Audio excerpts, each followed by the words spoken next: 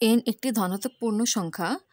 n ও 80 এর লসাগু 1200 এবং n ও 80 এর গসাগু 20। n এর মান নির্ণয় করো। দুইটি সংখ্যার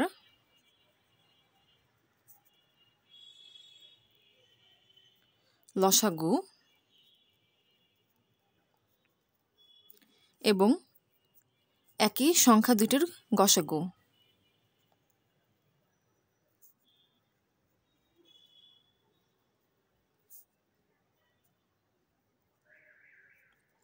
সমান হচ্ছে সংখ্যা দুটির গুণফল।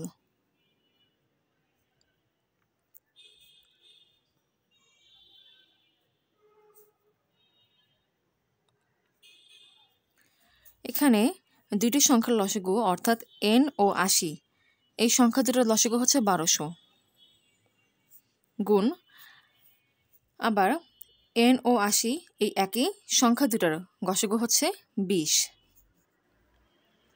সমান হচ্ছে কি সেই সংখ্যা দুটোর গুণফল অর্থাৎ n গুণ 80। কারণ এখানে n এবং 80 এই দুটো সংখ্যার লসাগু এবং n ও 80 এই দুটো সংখ্যার গসাগু নেওয়া হয়েছে। এর জন্য এই দুটো সংখ্যার গুণফল হবে কি,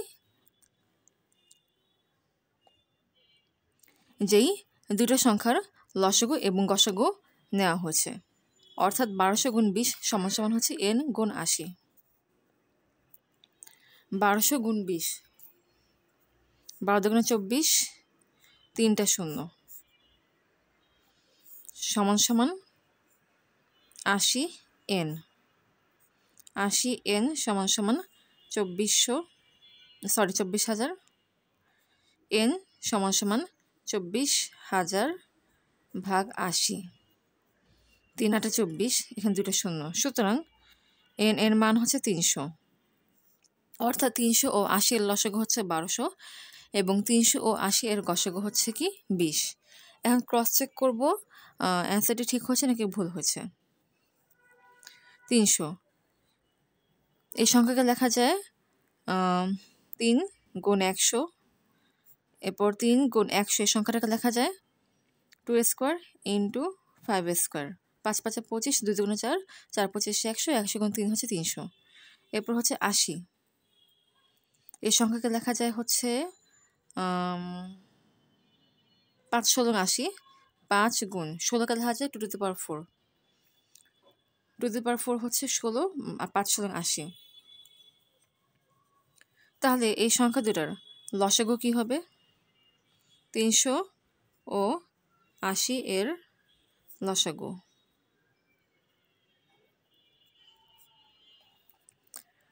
এখানে 3 আছে, 3 নিব, 3 আছে একবার, ইন্টু এখানে 2 আছে 2 বার, 2 আছে 4 বার, তাই 2কে 4 বার নিব, ইন্টু 5 আছে 2 বার, 5 আছে একবার, বেশি যেটা আছে সেটা নেব, তাই 5 স্কোয়ার।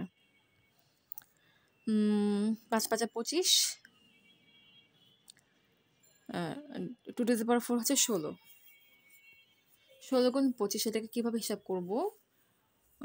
16 হচ্ছে 4 স্কোয়ার, 25 হচ্ছে 5 স্কোয়ার, 4 5 20, 20 গুণ 20 হচ্ছে 400, 400 গুণ 3 হচ্ছে 1200, লসাগু ঠিক আছে 1200। এখন 300 ও 80 এর গসাগু সমান এখানে 3 আছে কিন্তু এখানে 3 নেই, তার মানে 3 হবে না। এখানে 2 স্কোয়ার, এখানে 2 টু দি পাওয়ার 4, ছোটো হচ্ছে 2 স্কোয়ার, তাই 2 স্কোয়ার নেব, ইন্টু এখানে 5 স্কোয়ার 5, ছোটো হচ্ছে 5, তাই 5 নেব, 2 দুগুণে 4, 4 5 20, সংখ্যা দুটোর গসাগু 20। হ্যাঁ ঠিক আছে, তার মানে n এর মান যে 300 বের করেছি এটা হচ্ছে সঠিক অ্যান্সার। সুতরাং n = 300, এটাই অ্যান্সার।